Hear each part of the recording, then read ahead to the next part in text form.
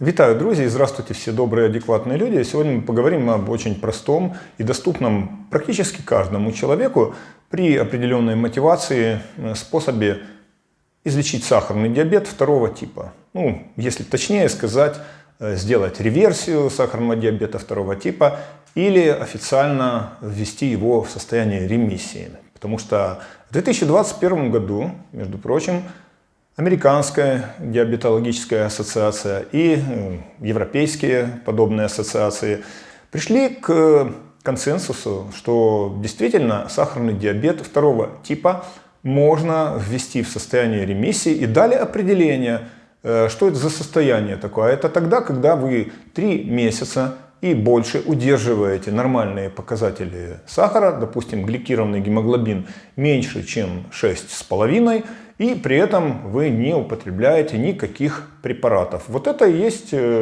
самая настоящая ремиссия. Но первые ласточки появились еще в начале 90-х годов, после успешно проведенных бариатрических хирургических операций, когда людям ушивали желудки, они начинали меньше есть и получили хорошие исходы из этого. Немножечко про термин ремиссия или там излечение. Можно придираться, говорить, что сахарный диабет второго типа неизлечим, но представьте себе такую ситуацию. Человек прошел весь путь по излечению сахарного диабета. У него действительно держится, допустим, год абсолютно нормальные показатели сахара.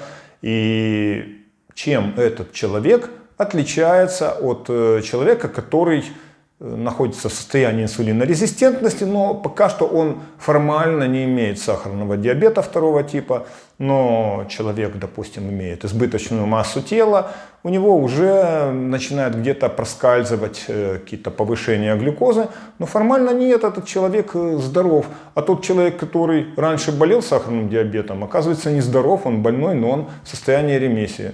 У того человека, который не болел диабетом, может через полгода разовьется самый настоящий диабет. А у того, который вылечился от диабета или ввелся в состояние ремиссии, при соблюдении нормального режима, может до конца жизни не будет сахарного диабета. Найдите, как говорится, два отличия. Ну, отличие здесь на самом деле только одно. Называется оно анамнез. То есть это чисто формальная ситуация. Анамнез у первого человека это перенесенный сахарный диабет второго типа, а у того человека, у которого пока еще нет его, значит, в анамнезе здоровье. Вот. Поэтому это вопрос терминов во многом, хотя, да, действительно, люди, которые вылечились от сахарного диабета или ввели его в ремиссию, при неблагоприятных условиях вполне спокойно опять в него же и входят. Ну, почему мы вообще говорим про сахарный диабет второго типа? Я так наблюдаю за пациентами некоторыми. Они как-то так беззаботно относятся. Хотя это потеря зрения, это гангрены, это ампутации ног, это почечная недостаточность, это гемодиализ. Это страшные вещи, я уже не говорю о сердечно-сосудистых заболеваниях, инфарктах, инсультах. То есть это очень серьезное заболевание, которое, не побоимся этого слова, вносит вклад в какую-то общую структуру смертности. Но теперь давайте, прежде чем я буду рассказывать о способе излечения или реверсии сахарного диабета второго типа, мы давайте поговорим о том, что он сейчас почему-то набирает обороты. Несмотря на то, что нам стали доступны многие препараты, несмотря на то, что мы уже знаем, что реверсия возможна, посмотрите на этот график, это данные из Швеции, нарастает количество больных сахарным диабетом второго типа.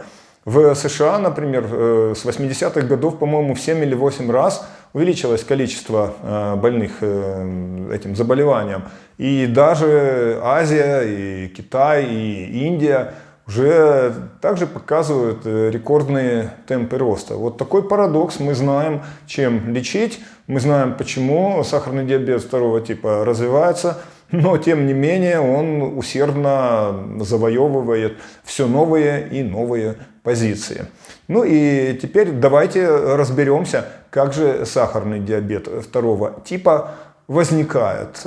Существует такое неправильное представление, что виновато употребление углеводов, сладких продуктов, кондитерских изделий и так далее. Грубо говоря, меньше ешь сахара и не будет у тебя никогда... Мы говорим о диабете второго типа. Про первый тип это совершенно другая история. Но на самом деле к диабету второго типа ведет хроническое превышение поступления калорий над их расходом. То есть положительный энергетический баланс. При этом не важно, каким образом этот положительный энергетический баланс, когда вы съедаете больше, чем тратите, достигнут. Да, самый легкий путь это съесть тортик, или варенье, или шоколад, или конфеты. Но также это вполне возможно достичь пельменями, макаронами, картошечкой на сале и так далее. То есть любая калорийная пища будет приводить к чему? К накоплению жира, правильно. Но здесь по-разному у людей все складывается. В дело вступает генетика. Вот есть люди, про которых говорят, вот такая свинячья порода, у них действительно большие подкожные отложения жира, то есть да, едят много, у них сало откладывается себе под кожей, но при этом запасы большие, емкость большая, у них может сало расти, а внутрь, между петлями кишечника, в сальник, там, в печень, в поджелудочную железу жир откладываться не будет. Но есть также и люди, которые выглядят более-менее, даже многих их не назовут какими-то полными, а у них индивидуальный жировой порог ниже, у них может быть там на полсантиметра подкожного жира накопится, а потом произойдет ситуация, как с кастрюлей, когда вы наливаете туда воду, забыли выключить кран, у вас она стоит, потекла через края, начала затапливать кухню. И, соответственно, когда вы уже подошли, выключили кран, у вас там потоп случился. Вот такая же ситуация происходит с большинством людей, у которых индивидуальный жировой порог слишком низкий. До поры до времени при избыточном употреблении калорий у вас откладывается подкожный жир, а потом он начинает откладываться в печени, он начинает откладываться в поджелудочной железе, в сальнике, между петлями кишечника. И вот то, что откладывается в сальнике, между петлями кишечника, там, вокруг почек, это называется висцеральный жир. А то, что откладывается в печени и в поджелудочной железе, это уже так терминология, называется эктопический жир. Вот этот эктопический жир очень даже служит плохую службу, потому что он-то как раз и начинает приводить к инсулинорезистентности. Печень начинает вырабатывать больше триглицеридов, хуже справляется с реакцией на инсулин, возникает инсулинорезистентность. Если чуть-чуть более глубоко мы копнем, то инсулинорезистентность — это состояние, когда сигнал есть, поджелудочная железа вырабатывает инсулин в достаточном количестве, иногда в очень большом количестве, но это количество не переходит в действие. То есть инсулин прежде всего должен снижать уровень глюкозы, но при накоплении жира внутри клеток, внутри мышц скелетных, внутри поджелудочной железы, печени и так далее, происходит затруднение передачи сигнала. Таким образом, если мы сравним инсулин с ключом, а рецептор инсулина с замком, представьте, что этот замок вам кто-то напихал жвачку или спичек, и вы, имея хоть 10 ключей, этот замок не откроете. Вот что называется инсулинорезистентность. Рецепторы есть, инсулин есть, но не работает система. И виноваты в этом не просто жиры, а виноваты в этом соединения, которые называются диацилглицеролы и церамиды. Ну, в первую очередь церамиды. Это соединения специальные, побочные продукты метаболизма жира. И они, кстати, лучше всего образуются при сочетании углеводов и насыщенных жиров. То есть жареная картошечка на сале и с какой-нибудь свиной котлеткой или с сосиской.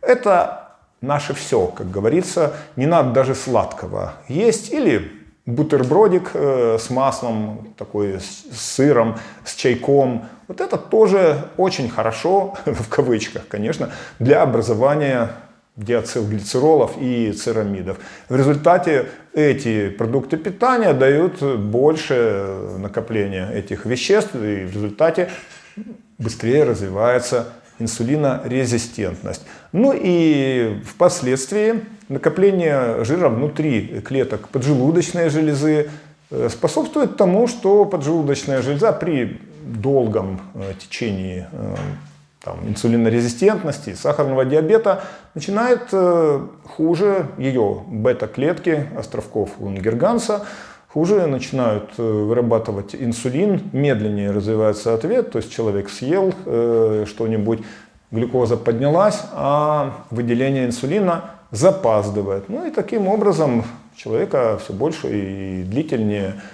появляются повышенные уровни глюкозы, а потом они вообще постоянно становятся, и, соответственно, развивается сахарный диабет второго типа. Ну и к этому всему еще вишенкой на торте служит, если человек мало двигается, это митохондриальная дисфункция, так как если перекармливать митохондрии, такие энергетические станции внутри наших клеток, если их перекармливать энергией, то они начинают ломаться. Слишком много энергии. Знаете, это можно сравнить как раковину. Вы льете туда воду, а сток имеет определенный диаметр. Если вы дадите большой напор, то вода просто-напросто, опять же, выльется из раковины и зальет вам всю квартиру. Соответственно, вот так же, если мы много-много энергии даем в виде еды, митохондрии не успевают с ней справиться, накапливаются различные молекулы, которые повреждают митохондрии. А почему это важно? Потому что митохондрии – это то, что в нашем организме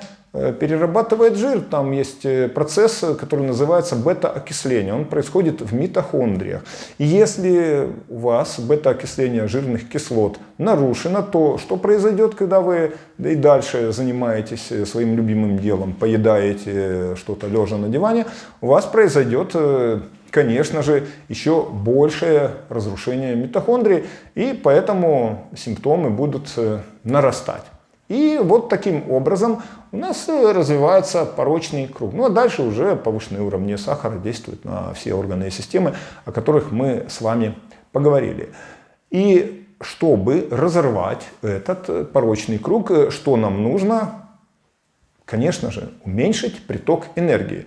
Не лекарства какие-то, не добавки, которые там каким-то чудесным образом будут вам эту энергию сжигать. Вы же даже возьмите там берберин или еще какие-нибудь добавки.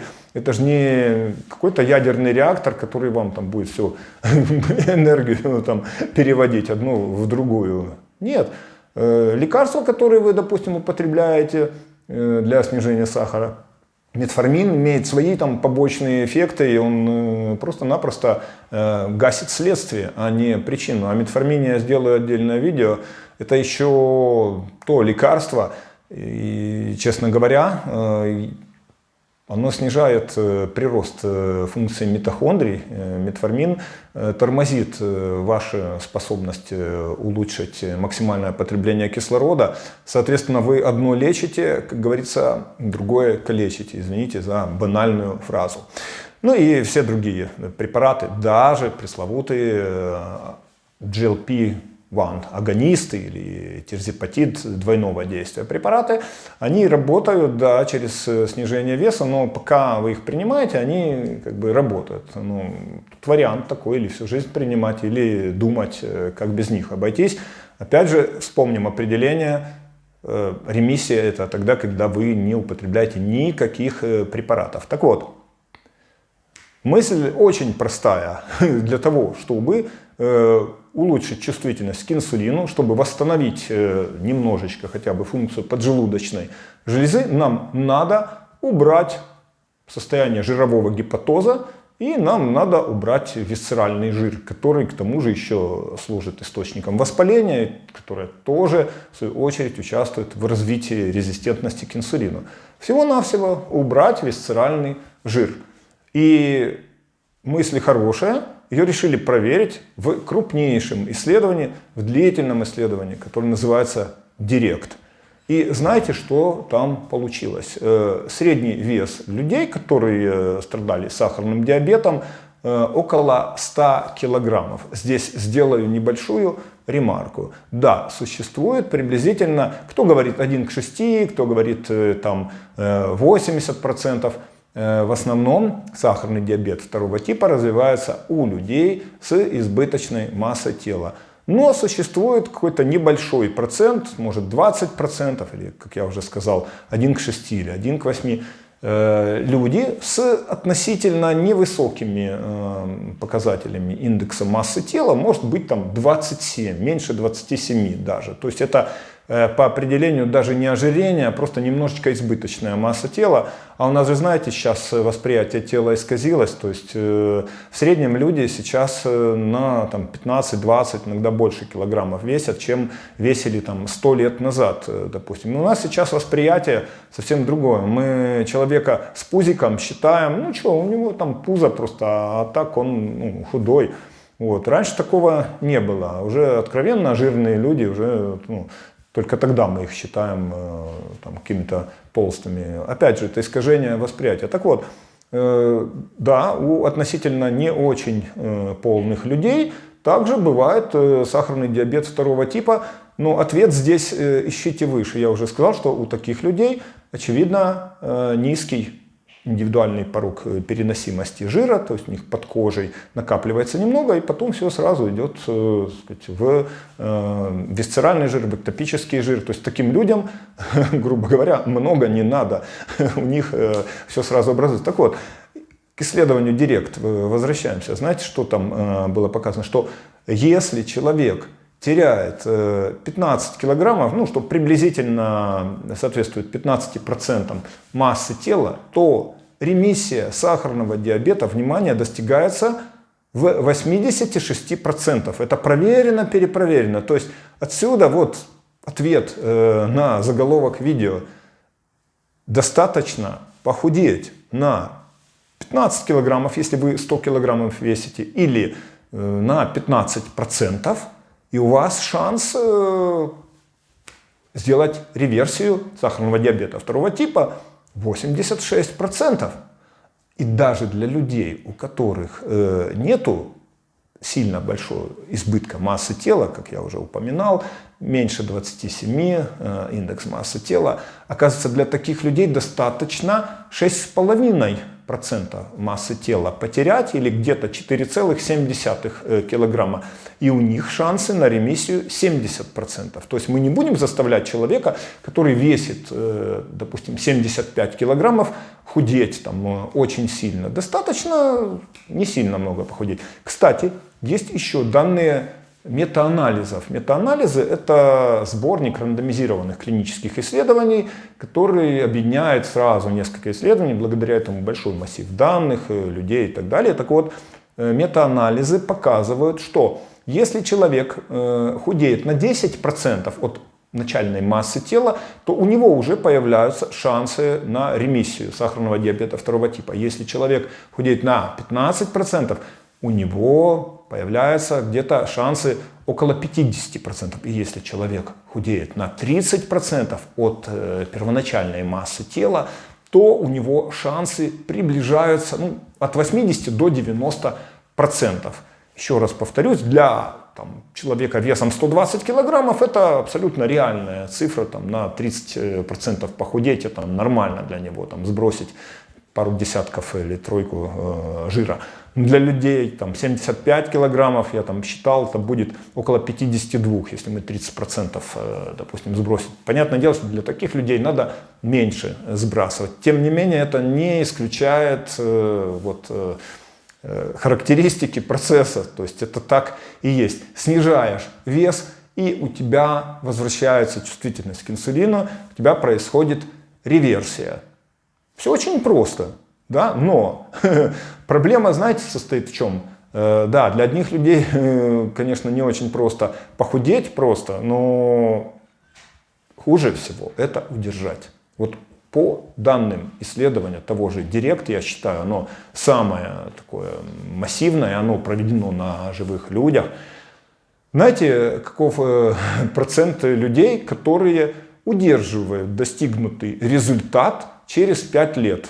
Угадайте, 10-13%. Остальные что делают? Набирают вес и благополучно возвращают себе сахарный диабет 2 типа. Приблизительно похожие данные по препаратам-агонистам GLP-1, таким как популярный ныне семаглютид или Оземпик, или Мунжара, препарат двойного действия GLP-1 и ГИП.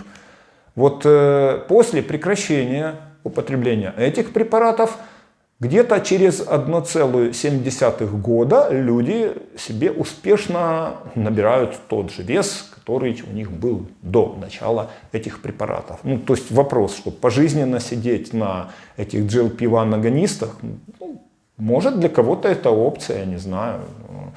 Мне кажется, это не очень хорошая идея. И таким образом у нас стоит 2 задачи. Первая задача – снизить вес на как можно больше процентов, если у вас он избыточный, или на совсем немного, если у вас более-менее еще приличный вес. И самое главное – его удержать. Я думаю, что не буду в этом видео рассказывать методики снижения веса, физических нагрузок и так далее.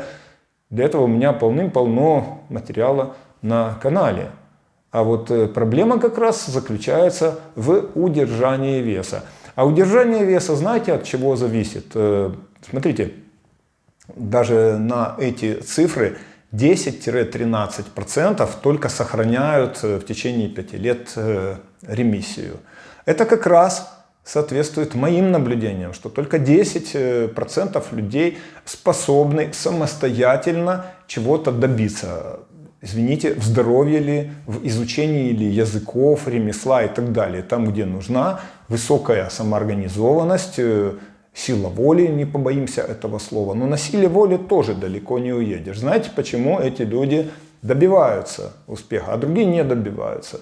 Потому что они сформировали себе правильную систему ценностей для системы вознаграждения. Система вознаграждения – это нервные клетки у нас в подкорковых структурах, в среднем мозге. Если интересно, это вентральная покрышечная область, там, где вырабатывается у нас дофамин.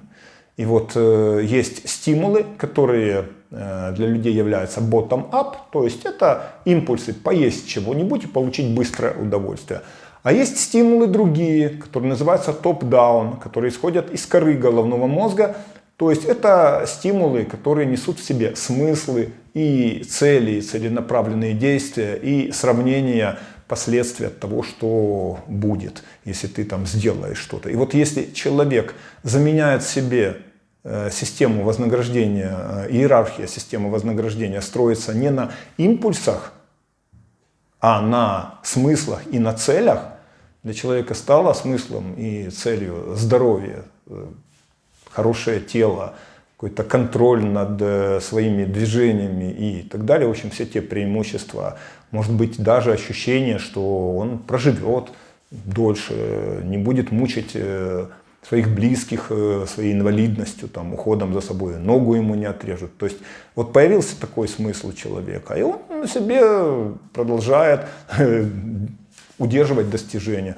А для кого-то этот смысл пропал, рутина засосала, и думает, да сколько той жизни, вот, поддается импульсам, ест там, после стресса там, все, что попало. Вот. Или мало двигается, можно есть мало, но при этом двигаться мало. Тоже все, что ведет к избытку энергии, к положительному энергетическому балансу, неважно, или вы едите много, ну, можете хорошо тренироваться, но при этом есть как слон.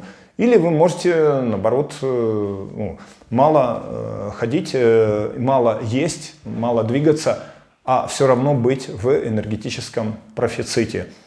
И тут уже решать вам, что вам больше подходит. На этом канале есть очень много видео, которые посвящены нормализации веса, физическим нагрузкам, правильному питанию.